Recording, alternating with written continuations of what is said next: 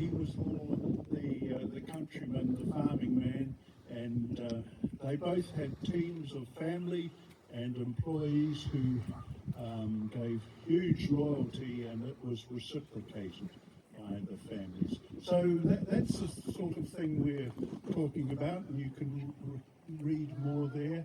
And the two girls both were benefactors for Wanganui as well, and pipe bands, and they're here today, and the Garrison Band were high on their list, as was the Sergeant Gallery and Wanganui Museum. Totrapuka was the old family home, and members of that side have left very interesting things to the museum, and have been where they have been on display. And down here on the river, there's, there used to be 52 ships. There's a photo of 52 ships moored in the river to show how important coastal shipping was before roads and rail were developed. And Anzac Parade was called Rangatiki Quay until 1915, and that sort of showed the importance of our area, Rangatiki, and the support it gave to Wanganui and vice versa. So those are some of the issues that are here. Now we've got Jeff Duncan here from the Trust, and he's going to talk a little bit about the Trust's continuing work. And Jenny Duncan, I was going to mention her. Lady Duncan was an amazing person. She would act as midwife to families around Otairi, and people sought her advice and on all sorts of things, and a very wise and important person in the community. So that's more of people we should remember. Thank you, John. Sorry, this was sprung on me 5 minutes ago. So I've been a member of so firstly, this Thomas and Lady Duncan Trust is still going. It's still very strong. We're actually able to give away quite a lot of money each year, quite a substantial amount. We support research into neuromuscular disorders in New Zealand, and if we can put an emphasis on young people, then we do. Our main support at the moment is the Centre for Brain Research in Auckland. We're doing that, but we've got another significant initiative happening in, I guess it's pivots in Auckland, but it's going to be New Zealand wide. It's recently been renamed CAN, C-A-N-N, and again, it'll be supporting people with neuromuscular disorders in New Zealand and filling gaps that the public health system currently not.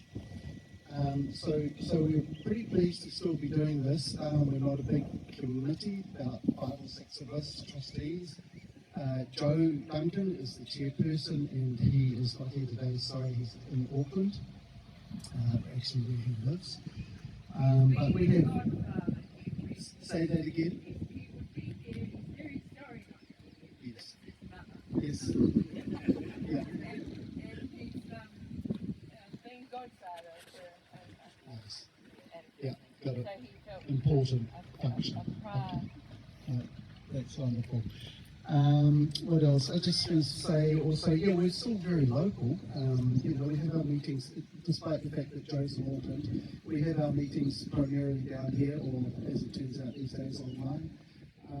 But I guess that's really all I wanted to say. The fact that the legacy lives on, and we're still doing good work in the community for people.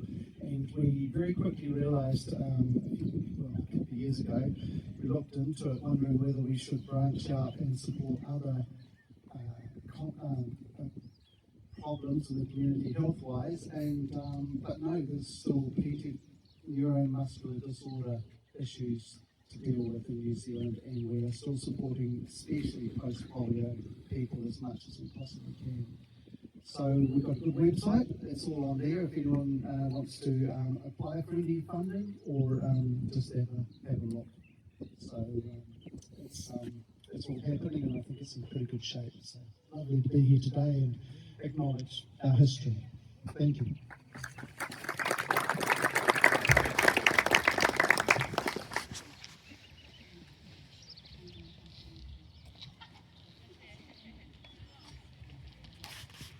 Thank you so much, and thank you for the opportunity this morning to acknowledge the contribution Rotary has made to enabling this to happen. I've just rushed up from the next fundraising effort, or where the money will come from for the next project of Rotary North Down volunteering at the car park down at the market this morning. I know that there's going to be a few words that Amanda's going to share about some of the history to do with the Duncan Hospital and Duncan Fence up here. I just wanted to touch on another part of the life of Duncan Hospital when it became a retirement home for a period of time before ultimately finishing, I suppose, its life up here on the hill. My great-grandmother and my grandparents lived up here on Drury Hill. My wife and I live up here now. And she finished life in the restaurant here up on the hill. So this offence, I think, is going to be more alone hospital as it was in terms of polio, but also families that had loved ones go through the restaurant that was up here for some time. So just thought it was a nice part of the story of the Duncan family, if you like, up here on the hill. As I say, my goal this morning is just to acknowledge the work that Rotary did in putting together the money, the time, the energy and effort for this restoration to happen. And so just a big shout out and thank you to all of our Mayor Andrew and my fellow Rotarians for the work that you did in enabling this to happen this morning. And for those of you that are enjoying the other activities this weekend to do with the Duncan family, enjoy your stay in Wanganui and hope they all go well. Thank you. Thank you, Carl. Much appreciated. I'd like to pass it on now, please, to our Mayor, Andrew. Thank you, Marianne. Well, welcome everyone, and good morning.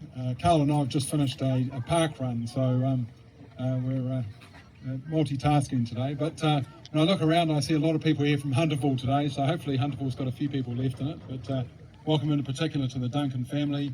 But today, we stand in a place rich with both heritage and heart.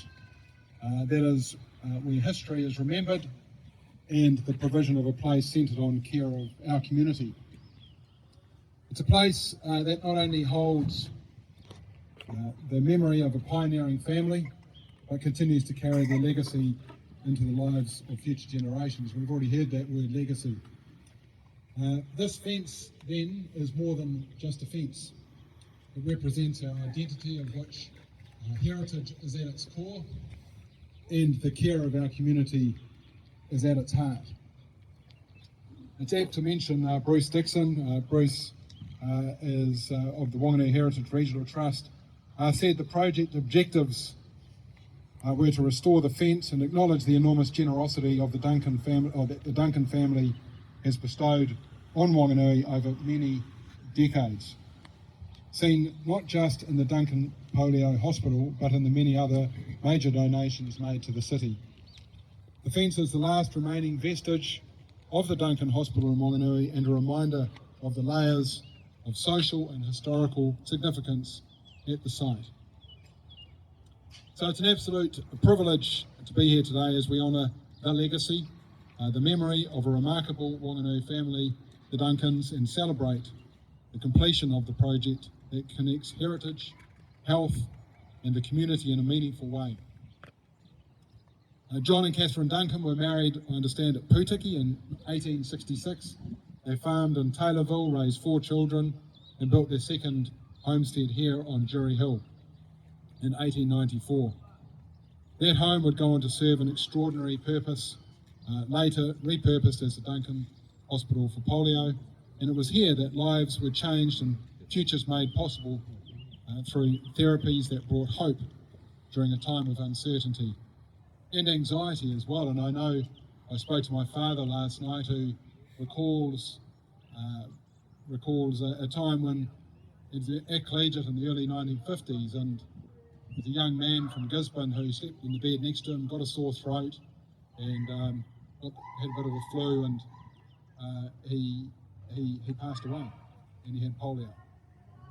and I know my father was checking his throat every morning for the next few weeks.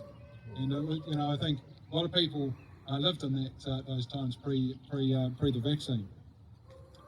But what makes today especially meaningful is that the Duncan fence, a rare Victorian era boundary fence, and the last physical remnant of that homestead and hospital, has been beautifully, I have to say, beautifully restored. I was up here the other day and just seeing the difference between the previous fence and this one is quite noticeable.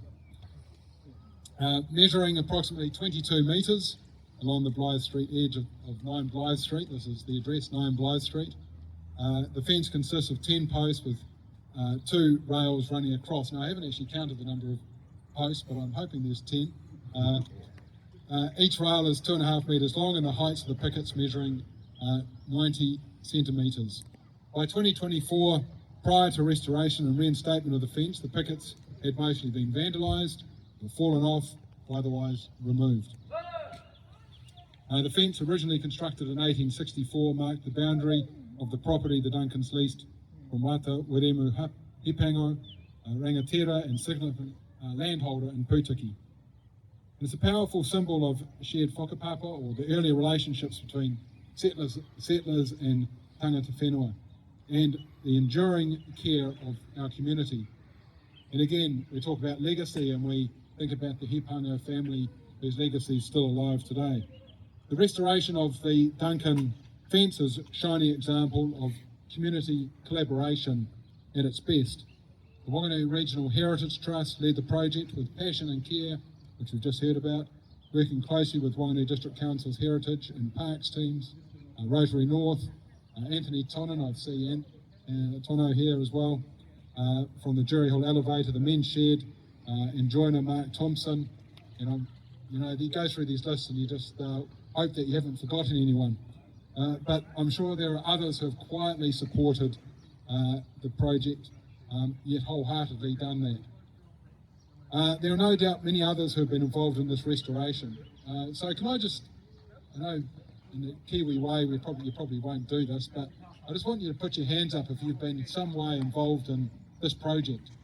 I'm not going to get a show of hands, 1 or 2, there you go. So quietly half-heartedly putting your hand up, or wholeheartedly involved in the project, but half-heartedly putting your hand up. But look, the Kiwi way is we don't generally put ourselves out there, but I do want to acknowledge, and I actually want to take a moment for us all to applaud those, the Duncan family and those that have been involved in this fence.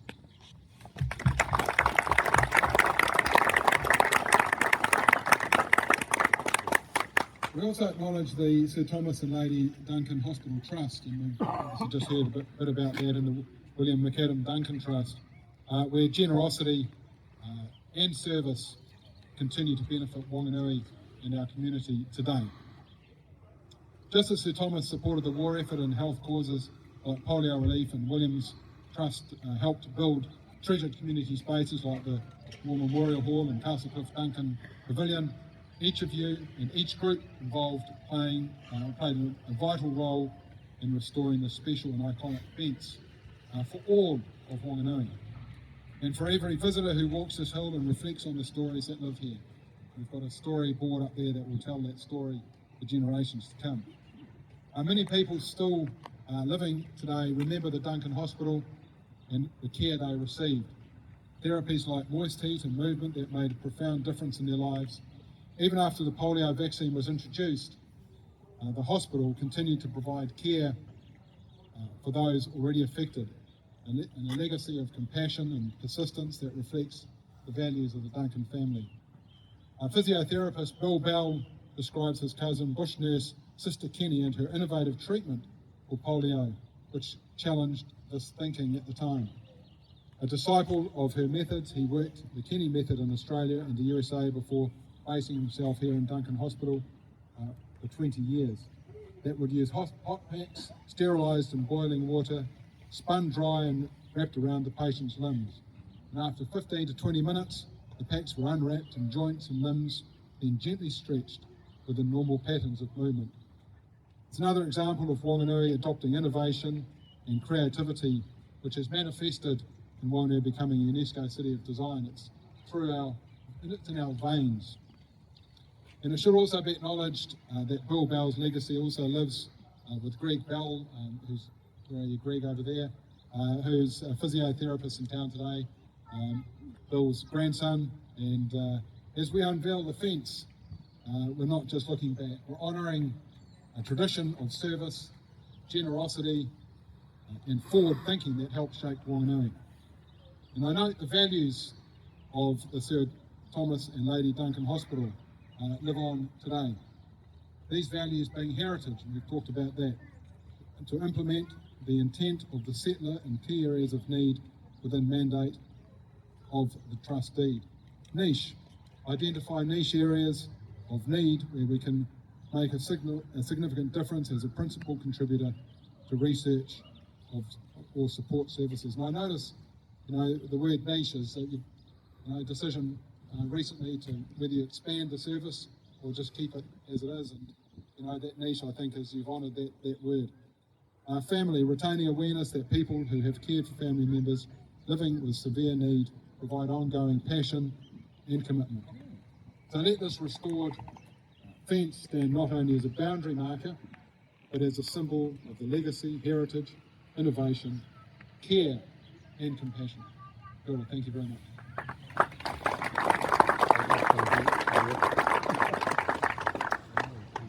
I'd like to invite Carol Green to come up and speak, please, on behalf of the Rotary organisation, and then Andrew will come back later on and cut the ribbon, please. Kia ora and good morning everyone. Thank you for having me here and all my Rotary friends. It's very timely because this is the 40th year, the 40th anniversary of Rotary being involved with Polio Plus. We set up a scheme with the Bill Gates Foundation to fight polio, to try and eradicate polio, and we're nearly there. We've been saying it for a long time, but we are nearly there. And when I was president of my club in 2010-11, half my club went to India on a polio vaccine expedition, giving drops to children all around India. So it's been very much in our hearts, and we've done a lot of fundraising for it. This is a real privilege, and I know that a lot of Rotarians have helped to build this, and I stand in awe of them and in awe of everyone who's contributed. There's still work to do, but it's lovely to have this as a memorial. I think most of us here, just looking around at the age of people, can remember polio and it being in our community. I remember being amongst one of the first kids to get the drops as a vaccine, and being terrified at the time, but it's obviously saved a lot of us. And so this is dear to a lot of us, and we need to remember it. I have been working on a Rotary sausage sizzle to raise funds for polio, and this gentleman came up to me at Wellington Railway Station and said, "What's polio?" So, we need to keep it out there. We need to keep the community aware of what it is and what we're doing and how the need is still there, and we'll keep at it until we get rid of it. So thank you to all the people that have contributed to this, to the Duncan family for your fabulous contribution to fighting polio and to helping people with polio. And thank you for having me here today.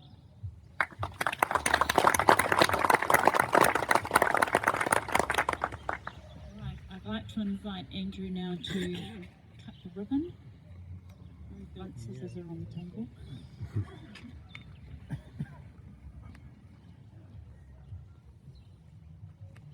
Don't do it in the middle.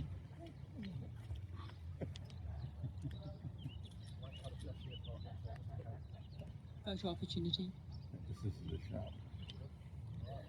Okay, we'll do a countdown, shall we? Yeah. Okay, 3, 2, 1. 3, 2, 1. Yay! Thank you very much. Thank you.